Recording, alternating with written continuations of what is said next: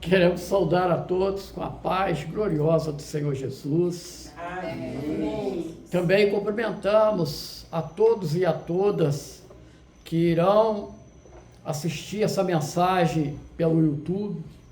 Queremos agradecer as dezenas e dezenas de pessoas que têm acompanhado semanalmente essa pregação, que ela possa enriquecer as vossas vidas, dar uma direção e abençoar ricamente.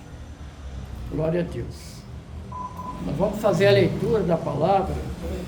2 Reis, vai ser projetado ali, 2 Reis, capítulo 4, nós vamos ler do 1 até o 7. O título dessa passagem é Eliseu aumenta o azeite da viúva. É uma passagem que se dá no tempo de Reis, do profeta Eliseu, portanto, gravado no Antigo Testamento. E nós vamos trazer nessa mensagem esse período do Antigo Testamento, a aplicação para os nossos dias de hoje, para nosso entendimento. Leiamos então a palavra. E uma das mulheres dos filhos dos profetas chamou a Eliseu, dizendo: meu marido, teu servo, morreu, e tu sabes que o teu servo temia ao Senhor. E veio o credor a levar-me os meus 2 filhos para serem servos. E Eliseu lhe disse: que te hei eu de fazer? Declara-me que é o que tens em casa. E ela disse: tua serva não tem nada em casa, senão uma botija de azeite. Então disse ele: vai, pede para ti vasos emprestados a todos os teus vizinhos, vasos vazios, não poucos. Então entra e fecha a porta sobre ti e sobre teus filhos, e deita o azeite em todos aqueles vasos, e põe à parte o que estiver cheio. Partiu, pois, dele e fechou a porta sobre si e sobre os teus filhos, e eles lhe traziam os vasos e ela os enchia. E sucedeu que, cheios que foram os vasos, disse a seu filho: traze-me ainda um vaso. Porém, ele lhe disse: não há mais vaso nenhum. Então o azeite parou.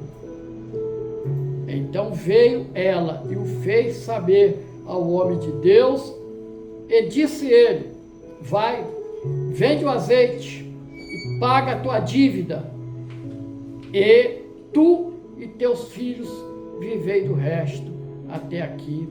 Louvado seja o nome do Senhor. Vamos fechar os nossos olhos, vamos levantar a oração ao Senhor, quando nós vamos dizer, porque a oração, meus amados, minhas amadas, é a forma que nós falamos com o Deus vivo, Criador dos céus e da terra. É que nos aproxima, que nos dá intimidade, que mostra a nossa dependência, o nosso amor.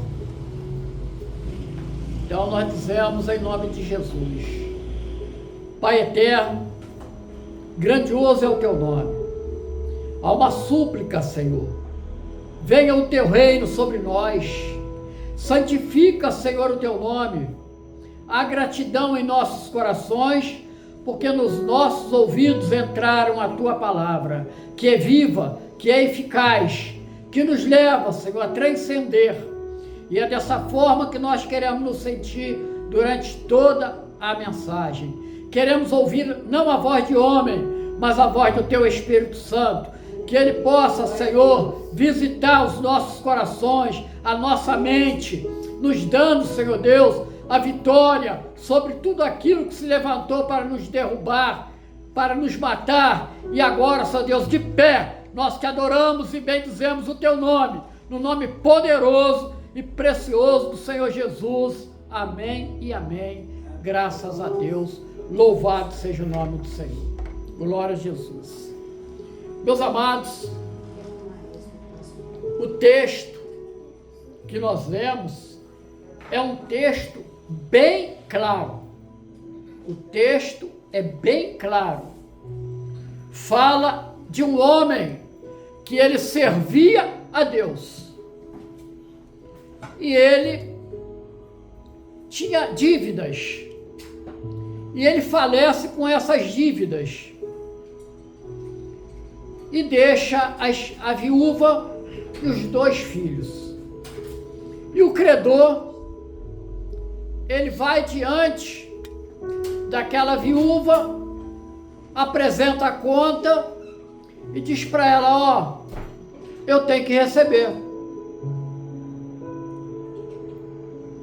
E aí? Ela não tinha nada. Como ela vai pagar a dívida? Então o credor diz para ela: então eu vou levar os seus 2 filhos. Algumas explicações, antes de nós prosseguirmos aqui na mensagem, nós precisamos entender. A primeira explicação é que, na época em que esse fato ocorreu, havia a punição de quem tinha uma dívida e não pagava, ele se tornava escravo do seu credor. E nós vamos verificar que essa escravidão não é a escravidão que operou no Brasil. A escravidão que operou no Brasil foi muito tempo depois. Ela começa no ano de 1530 e ela vai terminar no ano de 1888 com a Lei Áurea, assinada pela princesa Isabel. Não por acaso o Brasil foi o maior importador de escravos do mundo. Chegou ao número de 4 a 5 milhões de escravos no país. Então, inicia lá no início do século XVI, vai terminar no século XIX. 350 e tantos anos de escravidão permanente. Mas essa escravidão da época dos reis aqui era uma escravidão diferente. Não deixava de ser escravidão, mas era diferente. Se não, vou pedir o Carlos César, por favor, coloca ali Deuteronômio, que é o 5º livro do Antigo Testamento, no capítulo 15, no versículo, a partir do versículo 12, para nós termos um entendimento. Quando teu irmão hebreu ou irmã hebreia se vender a ti, 6 anos te servirá.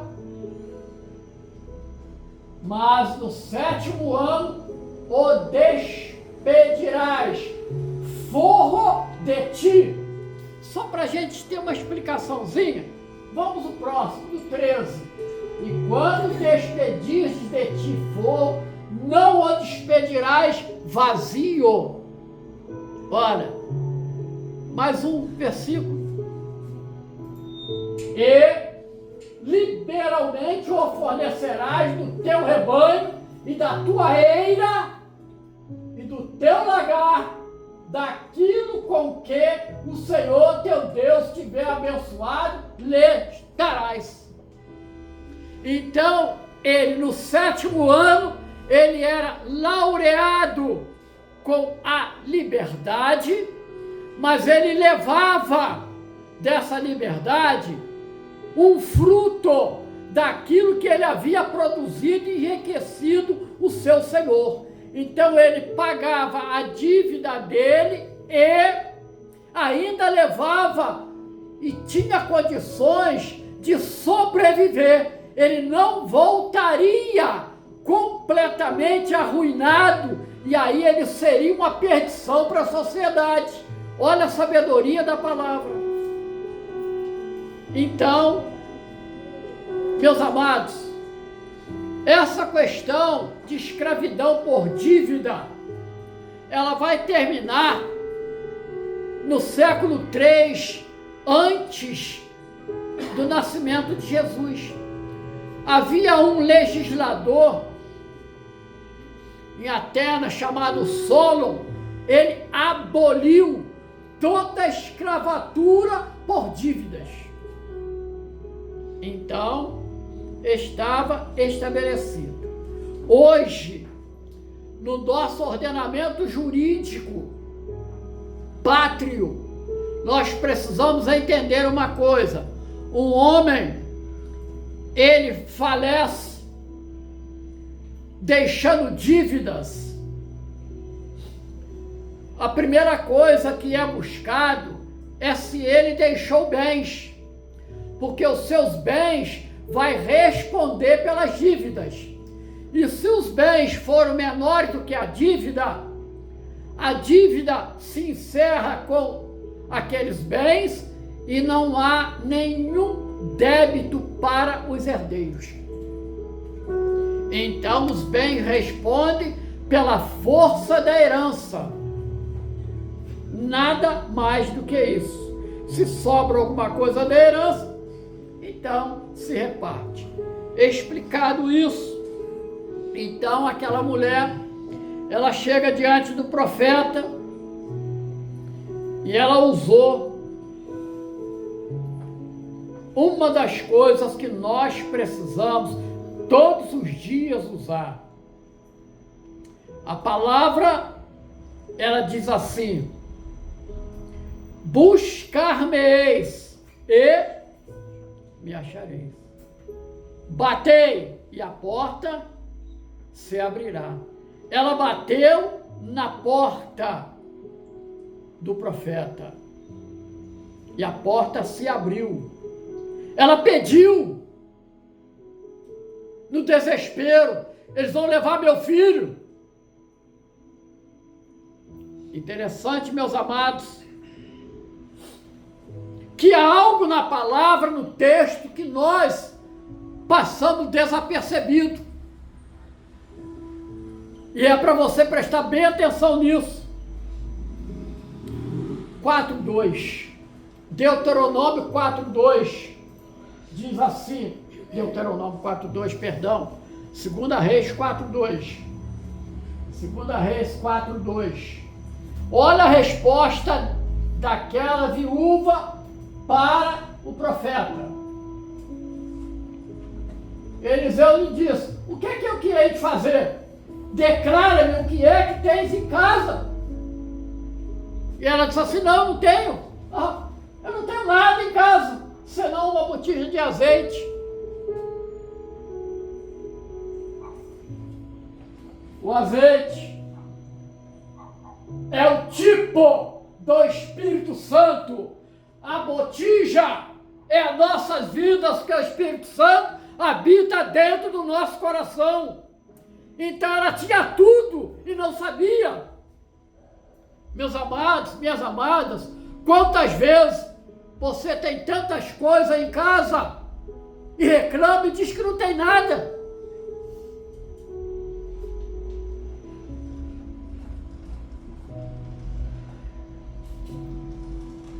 Tua serva não tem nada, senão uma botija de azeite.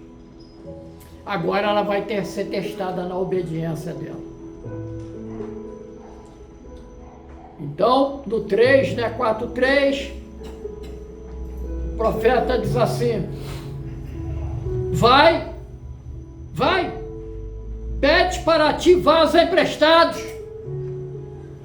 Até aí, sem problema, não é isso? Vai, pede para ti vasos emprestados. Há coisas que não têm preço.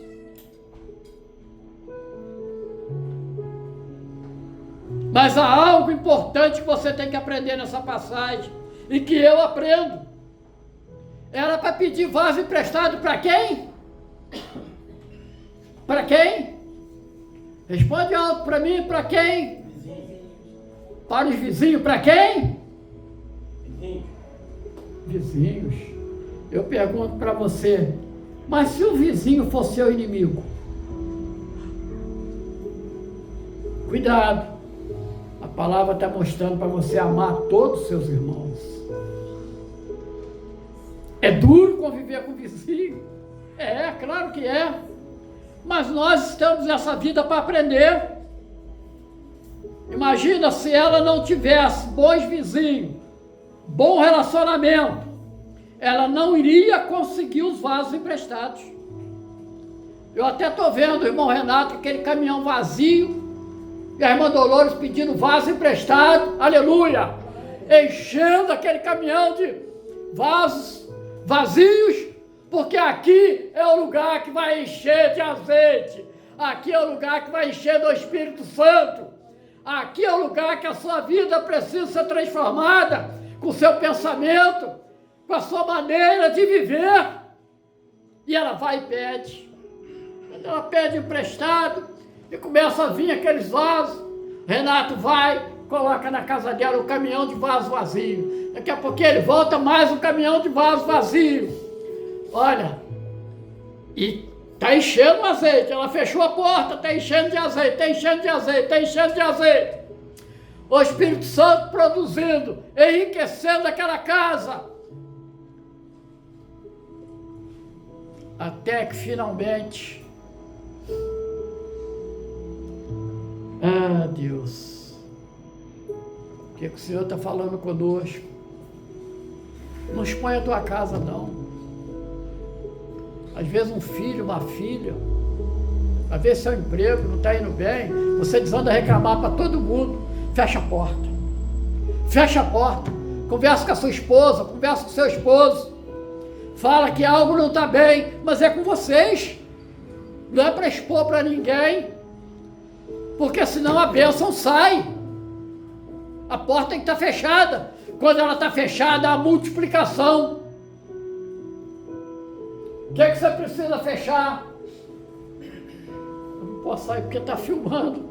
Eu fico, né? Eu gosto de passear no meio dos irmãos. O que está faltando, irmãos? Conversa com a sua esposa, conversa com o seu esposo. Há muita coisa a ser tratado. E é para ser tratado mesmo. É preciso reconciliar. O que ficou para trás? O que está pendente? O que incomoda? Agora é o momento.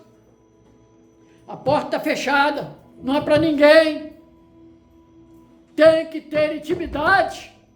E é o Espírito Santo que está além da porta.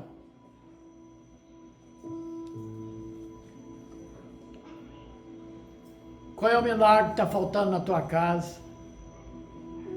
Qual o milagre que está faltando na minha casa? Se está faltando é porque eu não sei pedir. Se está faltando é porque você não sabe pedir. Pede. O nosso Deus, Ele é um Deus gracioso. E a palavra diz que os vasos ficaram cheios. A provisão de Deus havia alcançado aquela família. Eles trabalharam arduamente. E agora? Vai vir mais um trabalho. Vai e vende todos aqueles vasos. Paga a dívida. E o que sobrar, tu e teus filhos viverão do resto. Do que sobrou. Olha que bênção. é o Deus da multiplicação. Glória a Deus. Não é uma experiência única, meus amados, minhas amadas. Lembra dos discípulos com Jesus? A multidão estava ali. Precisava ser alimentado. E Jesus pergunta: o que tem aí? O discípulo lá: dispensa essa multidão. Porque o que tem aí é um rapazinho. Ele tem o quê? Ele tem aí 5 pãezinhos e 2 peixinhos. Mas o que é isso para a multidão? O pouco que você tem na sua casa, com Jesus é muito. E sem Jesus o muito não é nada. Deus multiplica a bênção. Crê. Joelho no chão. Pensamento no alto. Deus provendo. É dessa forma, meus amados. Vai, vende. E a palavra aqui não diz.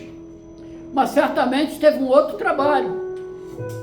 Qual era o outro trabalho? Devolva os vasos emprestados ao vizinho. Como vocês vão devolver o vaso emprestado aos vizinhos? Cheio de amor, cheio de gratidão, cheio de palavra de bênção. Muito obrigado. Você abençoa a minha vida. Muito obrigado. Você abençoa a minha vida. Aplica essa mensagem. Mas pastor, o que é necessário para mim agora? Fé. A fé, ela move montanhas. Eu creio. Você crê? Eu creio. A irmã, por falar nisso, tem notícia daquela criança que operou, novinha? Como é que está passando ela? Tem? Ontem mamou. Ontem mamou? Aleluia. Glória a Deus.